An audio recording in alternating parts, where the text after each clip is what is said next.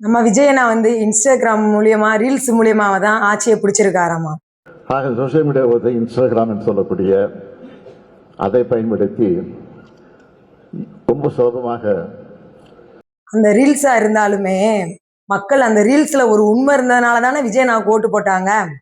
அதாவது நீங்க பணத்தை மட்டும்தான் நம்பினீங்க. பல கோடிக்கணக்கான பணத்தை வச்சு நீங்க விளம்பரம் பண்ணீங்க.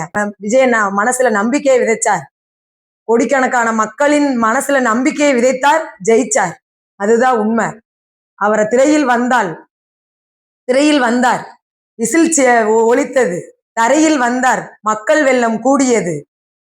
ஆனால் ஒருத்தர் நடந்து பாதையை உருவாக்க முடியாது. ஆனா விஜயண்ணா வந்தார், அவர் வரலாறு எழுதினார். அதை என்னைய விமர்சனம் பண்றவங்களுக்கு ஒரு கேள்வி கேட்கிறேன். எங்க விஜயண்ணா முதலமைச்சர் ஆக மாட்டாரு, நாங்க விட்டுருவோமான்னு கேட்டீங்க. இன்னைக்கு எங்க விஜயண்ணா முதலமைச்சர் ஆகிட்டாரு, சீட்ல உட்காந்துட்டாருங்க. அவர் 5 வருஷம் ஆட்சி ஆள்றாரோ, 5 நாள் ஆட்சி ஆடுறாரோ, நாங்க சொன்ன வாக்க காப்பாத்திட்டோம். எங்க விஜயண்ணா சிஎம் ஆகிட்டாரு. இப்ப அடுத்து வெயிட் பண்ணி பாருங்க. Wait and see. என்னத்த வெயிட் அண்ட் சி? எங்க அவர் ஆட்சியில உட்காந்துட்டாருங்க. முடியாதுன்னு சொன்ன ஒரு வார்த்தையை நாங்க முடிச்சு காட்டிட்டோம்.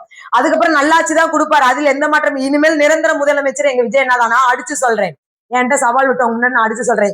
எங்க விஜயண்ணா தான் அடுத்து நிரந்தர முதலமைச்சர். நீங்க வேணா எழுதி வச்சுக்கோங்க. ஏன்னா அப்படி wait and see. Wait and see என்ன பார்க்க போறீங்க? எல்லாமே இனிமேல் நல்லதான் நடக்கும்.